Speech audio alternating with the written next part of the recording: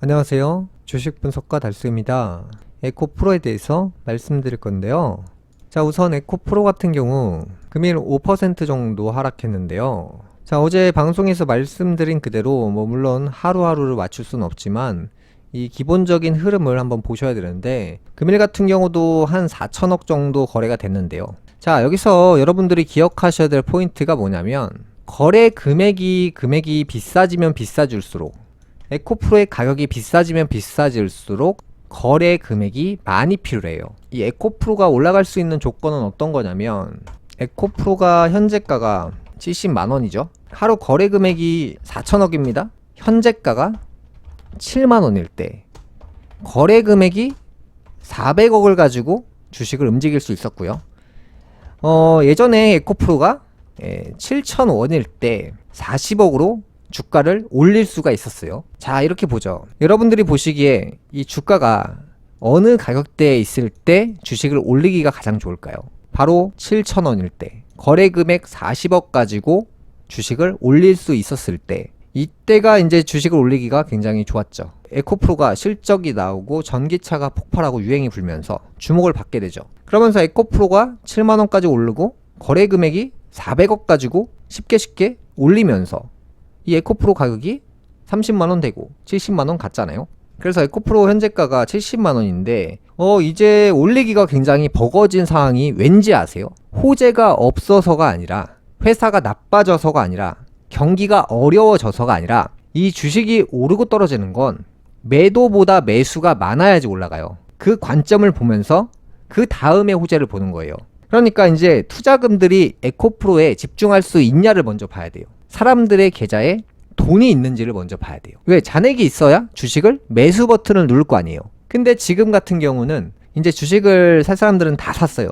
삼성전자 샀고, 테슬라 샀고, 에코프로 샀고, 엔비디아 샀고. 여러분들 잔고에 현금이 있나요를 먼저 보세요. 그 다음에 주변 사람들한테 너 혹시 주식 계좌에 현금 있냐? 라고 물어보세요. 왜냐면 그걸 왜 물어보고 그 시장을 왜 조사해야 되냐면, 자, 예전에 에코프로가 40억 가지고 올릴 수 있었고요. 그 다음에 400억 가지고 올릴 수 있었어요. 자, 40억이면 1억씩 40명이면 되고, 400억이면 1억씩 400명이면 됩니다. 예를 들어서 그냥. 그 다음에 지금 같은 경우는 4천억이 필요해요.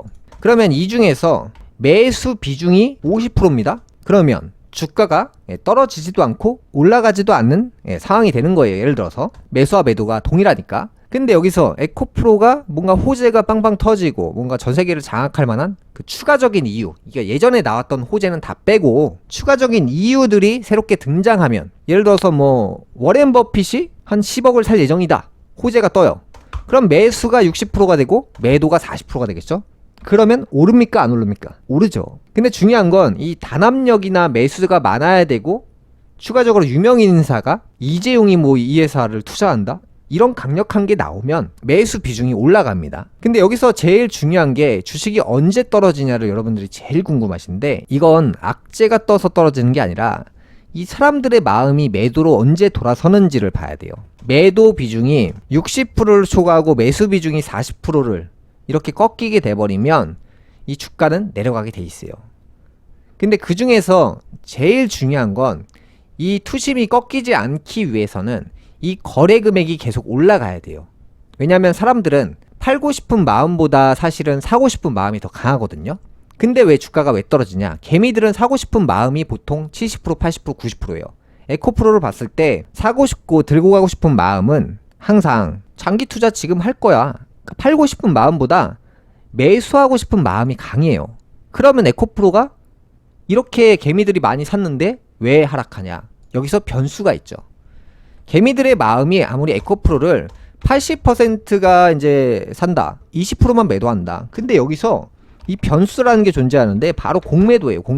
공매도가 이 시장판을 완벽하게 돌려버립니다. 근데 당장은 못 돌려요. 근데 이 공매도라는 것이 가장 큰 문제점이 뭐냐면, 팔고 다시 대갚아야 되잖아요. 그 대갚는데 그 기간에 기약이 없어요. 그래서 공매도는 언젠간 반드시 이기게 돼 있어요. 공매도는 항상 그랬어요.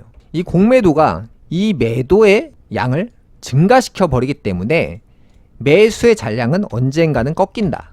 그래서 매도의 폭탄이 60%, 70%, 80% 나오게 되면서 이게 서서히 꺾이게 돼 있습니다. 예를 들어 이제 신라젠을 한번 보죠. 주가를 이렇게 띄워 놓은 다음에 하락 상승, 하락 상승, 하락 상승, 무조건 상승한다고 말씀드렸죠. 공통점은 증권사에서 공매도를 언제쯤부터 치냐? 이때부터 쳐요. 그럼 공매도가 진 거냐? 안 진 거다. 왜? 이때부터 공매도를 치면 손실을 엄청나게 보겠죠? 그럼 개미들은 이때 자기들이 이겼다고 생각해요. 지금의 에코프로처럼 공매도한테 우리가 승리했다라고 하지만, 자, 공매도를 여기서 1억, 여기서 1억, 여기서 1억, 여기서 1억, 여기서 1억 이런 식으로 계속 칩니다. 2년 뒤에 갚아도 되고 3년 뒤에 갚아도 되고. 이 정점에 와 있는 주식들의 공통점이 뭐냐면 2년 차가 넘어가는 순간부터는 추락을 하게 돼 있어요. 그러니까 기관들도 항상 이 통계를 보고 아는 거예요. 이 기관들이 여기에 정확히 파는 게 아니라 고점 영역이 진입하는 순간부터 계속 팔고 팔고 팔고 하는데, 개미들은 이 기관들을 이겼다고 생각하는 거예요. 근데 1년이 지나고 2년이 지나면 기관들이 팔기 시작한 가격대 평균가 밑으로 하락하게 돼 있어요. 왜? 계속 공매도를 치니까. 결국엔 이겨요. 결국엔. 여러분들이 주식에서 손실을 보실 때 떨어지면 물타기 하고 떨어지면 물타기 하고 떨어지면 물타기를 합니다. 그러면 과연 손실을 볼 수가 있을까요? 언젠간 오르잖아요. 이 공매도도 반대예요. 아무리 고점에 정확히 못 팔았어도 얘네가 어차피 고점을 못 맞추잖아요. 계속 팝니다. 끝까지 팔아요. 그러면 이 기간 안에서는 개미들이 자기네들 공매도 박살냈다 라고 말하지만 이후에는 결국엔 우리가 졌다라고 말해요. 그리고 이제 이 회사가 최종적으로 상장 폐지를 당하면, 만약에 이 회사에 대해서 공매도를 한 5천억을 칩니다. 근데 몇 년 뒤에 이 회사가 상장 폐지를 당하면, 회사가 그리고 폐업을 하면 5천억을 안 갚아도 돼요. 이 주식은 없어지는 거니까, 이 세상에서. 그래서 이 공매도 종목들을 유심히 봐야 되는 포인트가 이런 거예요. 자, 기아차를 한번 보죠. 자, 2008년도 이후에 5천원대에서 한 20배 올랐죠. 공매도를 언제부터 칠까요? 이런 데서 칩니다. 이런 데서 계속 쳐요. 계속 칩니다. 왜? 2년 뒤에 3년 뒤에 갚으면 되니까. 2년 뒤 3년 뒤면 떨어질 거 아니까. 그러면 이제 개미들은 공매도를 이겼다라고 생각하죠. 이 순간만큼은, 몇 달 안에서는. 자, 2년차가 넘어가는 순간부터는 이 종목이 꺾인다고 했죠. 기관들이 이걸 알아요. 고점이 아무리 길게 유지해봤자 2년차가 넘어가 버리면 꺾이게 돼 있어요. 꺾이게. 천천히 내려가죠. 84,000원에서 어디까지 가나 보죠. 그러면 공매도를 여기서 계속 치면, 처음에는 잘못 친 거예요. 공매도를. 근데 계속 치게 되면 기관이 이긴다. 왜? 언제든지 나중에 갚으면 돼요. 계속 내려가잖아요. 이 개미들은 결국에는 처음에는 이겼다고 해요. 근데 시간이 지나면 이 고점 종목은 이렇게 하락할 수밖에 없다는 거예요. 그래서 이제 고점 대비로 보면 70% 하락하죠. 결국에는 공매도의 승리가 되는 거예요. 그 다음에 뭐 최근 몇 년 전에 이슈가 됐던 카카오 같은 경우도 공매도가 이런 데서 열심히 치기 시작해요. 뭐 개인들처럼 몰빵을 하는 게 아니에요. 공매도는 천천히 팔면서 늘려가요. 수량을, 파는 수량을. 여기서 공매도를 치기 시작하면 사람들은 이 공매도 세력을 이겼다고 생각하거든요. 근데 공매도가 여기서 예를 들어서 한 번 치고, 뭐 매일매일 치는데 여기서 한 번 치고, 여기서 한 번 치고, 여기서 한 번 치고, 여기서 한 번 치면 이 공매도 세력의 평균 단가가 이쪽에 매도를 한 거예요. 그럼 1년차가 지나고 2년차가 넘어가면 이 고점 종목들은 어쩔 수 없이 빠질 수밖에 없어요. 빠지죠. 그럼 공매도 세력은 2년 뒤에 다시 사서 갚으면 돼요. 언제? 이럴 때부터 천천히 사서 갚는 거예요. 그럼 결국에는 또 이기잖아요. 그래서 이 종목 같은 경우도 고점 대비 70% 하락했어요. 이렇게 많이 이제 수십 프로 오른 종목은 이 공매도를 집중적으로 봐야 되고 개미들의 심리를 봐야 되는데, 그 중에서 개미 심리는 이제 확고해요. 대부분 이 종목을 믿고 장기 투자해야 되고, 거의 80% 이상이 단타는 쳐도 팔고 다시 들어와서 다시 삽니다. 그러니까 이 안에서 머물러 있는 거예요. 개미들은 계속. 근데 이 개미들의 이 벽을 깨는 사람이 바로 공매도라는 거예요. 그래서 이 종목이 신라젠처럼, 카카오처럼, 기아차처럼, 셀트리온처럼, 과거에 뭐 포스코처럼 결국에 쓰러지게 돼 있어요. 쓰러지게 돼 있는데, 자, 항상 2년차 정도 되면 완벽하게 넘어지고 쓰러지고 간다라고 했죠. 자, 신라젠으로 그냥 쉽게 예를 들어보죠. 뭐 신라젠은 잡주입니다. 근데 그냥 여러분들의 설명을 돕기 위해서 제가 이런 자료를 준비한 거기 때문에 2017년도에 정점 찍었고요. 18년도에 천천히 하락했어요. 천천히. 이 종목 같은 경우도 2년차가 넘어가면서부터 완전히 꺾이고 완전히 추락해버렸죠. 정확히 이 기간은 맞출 순 없어요. 다만 1년에서 2년 그 사이를 넘어갈 수가 없다는 거예요. 그 정점은. 이때도 보시면 이 정점을 그 뒤에 단 한 번도 도달하지 못했어요. 다만 고점 영역을 유지만 했을 뿐이에요.